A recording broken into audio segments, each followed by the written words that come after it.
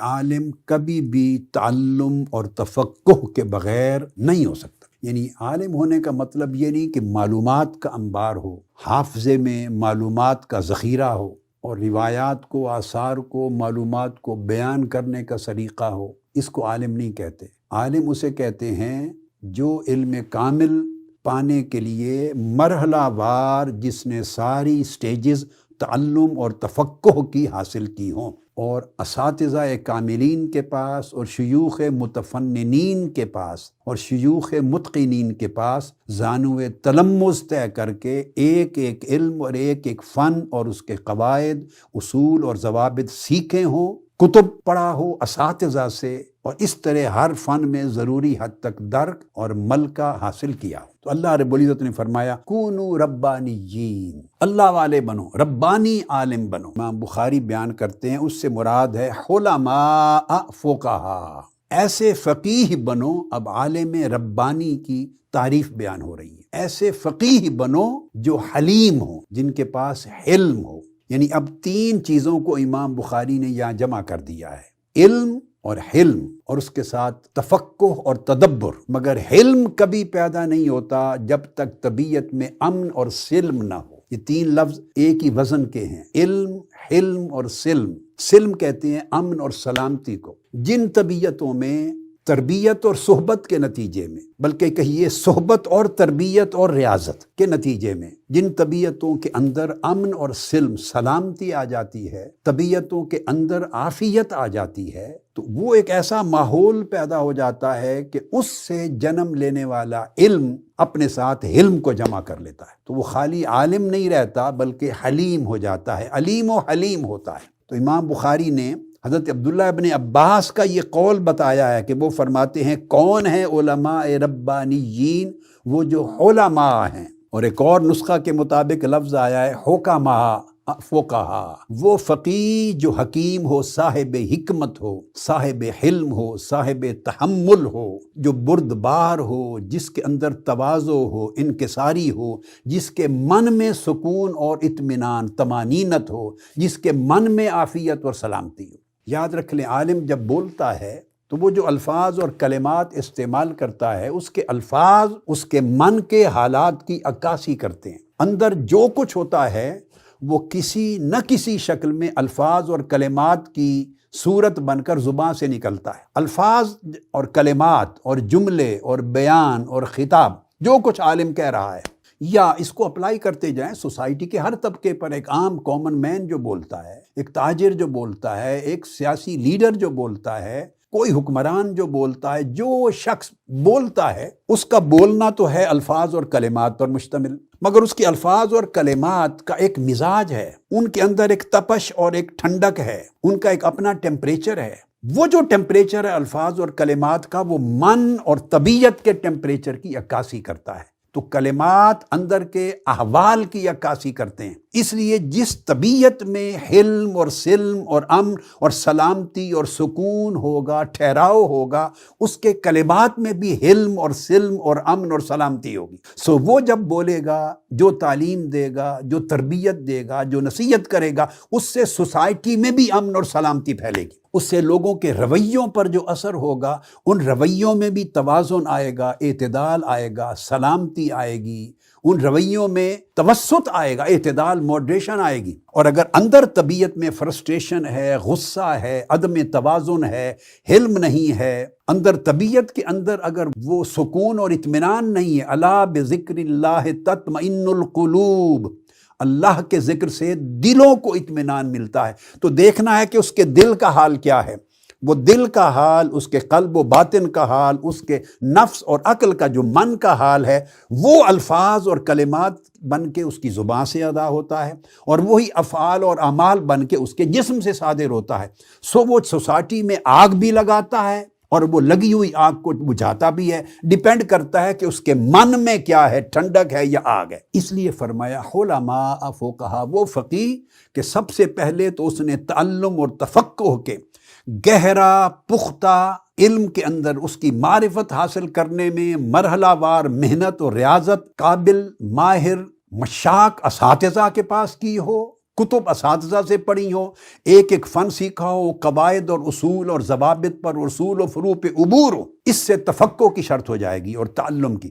جب یہ شرط پیدا ہو جائے تو خالی اس سے ربانیین میں وہ شامل نہیں ہوتا۔ عالم بن گیا مگر اب ربانی نہیں بنا، اب یہ فاصلہ رہ گیا۔ یہاں پر امام بخاری نے مضمون اپنا ختم کیا ہے، عالم بن گیا ان شرائط کے ساتھ مگر ربانی نہیں بنا۔ ربانی بننے کے لیے اب اس کو اپنے اندر سلم اور حلم پیدا کرنا ہے۔ وہ کیسے پیدا ہوتا ہے؟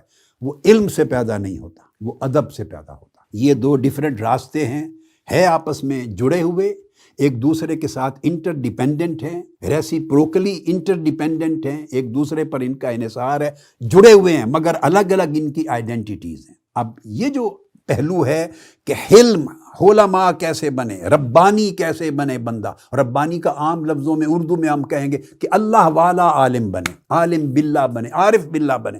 تو فرمایا وہ علماء جو عارف باللہ ہوتے ہیں۔ یہ امام بخاری نے علم کے باب کو یہاں پر ختم کیا ہے، باب نمبر 10 کو۔ اب یہ میں سمجھانا چاہتا ہوں، آج کی گفتگو سمجھنے کے لیے، بلکہ میں کہوں گا سننے کے لیے بھی، تھوڑی دیر جو بھی مکاتب فکر ہیں جن کا تعلق، جن کی شناخت اور جن کا عنوان انڈو پاک سب کانٹیننٹ، بر صغیر پاک و ہند کی نسبت سے بنا ہوا ہے، تھوڑی دیر اس سے باہر نکل آئے۔ اگر آپ بریلوی ہیں تو بریلویت کو تھوڑے دوسرے کمرے میں رکھ دیں، ذرا اپنے پاس سے ہٹا دیں۔ اگر آپ خود کو دیوبندی کہتے ہیں تو دیوبندیت کو ایک تھوڑی دیر کے لیے اٹھا کے دوسرے کمرے میں رکھائیں۔ اہل حدیث اور سلفی کہتے ہیں تو اس کو بھی ایک طرف رکھ کے آ جائیں۔ سنیت، شیعیت، یہ جو عنوانات ہیں جتنے تفرقہ کے، مسالک کے، ان کو تھوڑی دیر ایک طرف کر دیں، اس حصار سے نکل آئیں اور نکل کے اپنے ذہن کو ان حصاروں سے نکال کے تھوڑی دیر میری گفتگو سنیں اور فوکس کریں میں کیا کہنا چاہتا ہوں۔ بعد میں آپ کا اپنا سامان ہے، آپ کا اپنی دولت ہے، جا کے پھر اٹھا لیں، میں اس سے نہیں روکتا آپ کو، مگر میری اس گفتگو کو سمجھنے کے لیے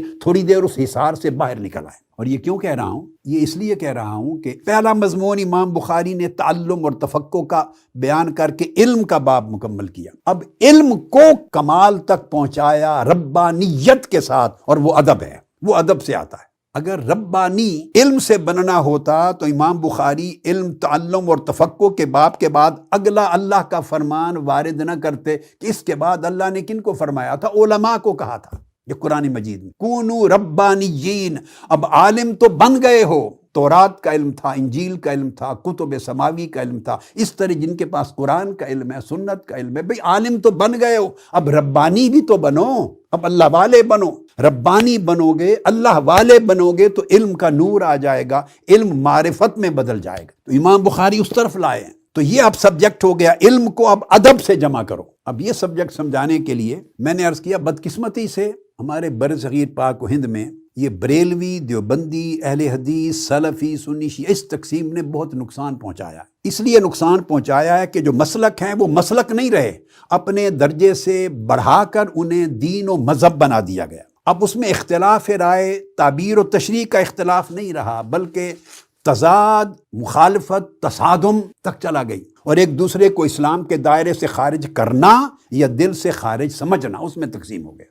اور نقصان کیا ہوا ہے کہ یہ ساری امت مسلمہ ہیں، یہ مسلمان ہیں، ان سب کا حضور علیہ الصلوۃ والسلام کے ساتھ ایک تعلق ہے، نسبت ہے، ربط ہے۔ وہ جو آقا علیہ السلام کے ساتھ تعلق ہے اس کی کئی جہتیں ہیں، کئی جہتیں، وہ ساری جہتیں ملیں تو رسول پاک صلی اللہ علیہ وآلہ وسلم کے ساتھ امت کی کا تعلق کامل ہوتا ہے۔ اس میں جہت محبت بھی ہے، اس میں جہت ادب اور تعظیم کی بھی ہے، دو، اس میں طاعت اور متابعت کی بھی جہت ہے۔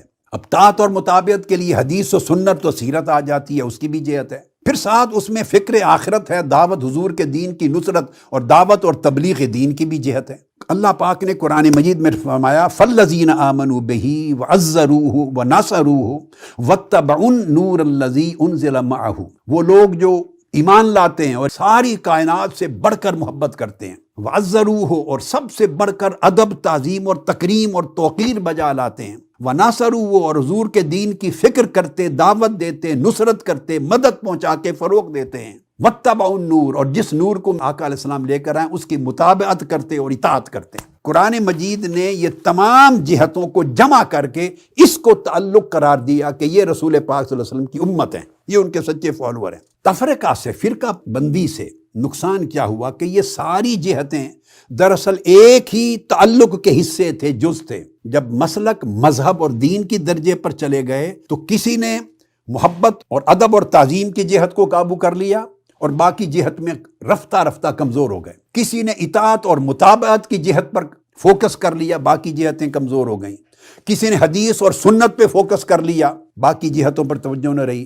کس نے فکر آخرت اور دعوت اور تبلیغ پہ توجہ کر لیا، نصرت پر، نصرت دین، باقی جہتیں نہ رہیں۔ اس کا مطلب یہ نہیں ہے کہ ایک امر کو حسب ترجیح کو ترجیح دینے والے دوسرے کا منکر ہے۔ منکر کوئی بھی کسی دوسری جہت کا نہیں ہے، مگر جب آپ ایک پر فوکس کر دیتے ہیں تو دوسرا ایسپیکٹ، کئی جہتیں آؤٹ آف فوکس ہو جاتی، ان کی اہمیت عملاً کم ہوتی چلی جاتی، ان کا مزاج اور ان کا ذوق کم ہوتا چلا جاتا۔ اس طرح پورا تعلق بالرسول ٹکڑوں میں بٹ گیا اور دین چھوٹی چھوٹی ٹکڑوں میں بٹ گیا۔ اگر یہ تفرقہ نہ ہوتا اور مل بیٹھتے ایک دوسرے سے تو ہر ایک کے پاس کچھ اچھائی ہے۔ جن کے پاس محبت اور ادب اور تعظیم کا فوکس ہے، کتنی بڑی اچھائی ہے، ایمان کی اصل ہے۔ جس کے پاس اطاعت اور متابعت کا فوکس ہے، کتنی بڑی بات، ایمان کا کمال ہے۔ جس کے پاس فکر آخرت ہے، دین کی دعوت ہے، نصرت ہے، یہ آقا علیہ السلام کے پورے مشن کا حصہ ہے۔ جس کے پاس سنت اور حدیث کا فوکس ہے، وہ آقا علیہ السلام کی تعلیم کا ذخیرہ ہے۔ فوکس جدا جدا ہو گئے تو ہر کوئی ڈی فوکس ہو گیا۔ اگر مل بیٹھتے تو ہر کوئی ایک دوسرے سے کچھ خیر لیتا اور کچھ اپنی کمی کو دوسرے سے سیکھ کے کم کرتا،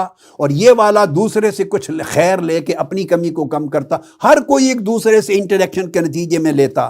سلف صالحین ایسا ہی کیا کرتے تھے، مگر یہ طرز عمل ختم ہو گیا۔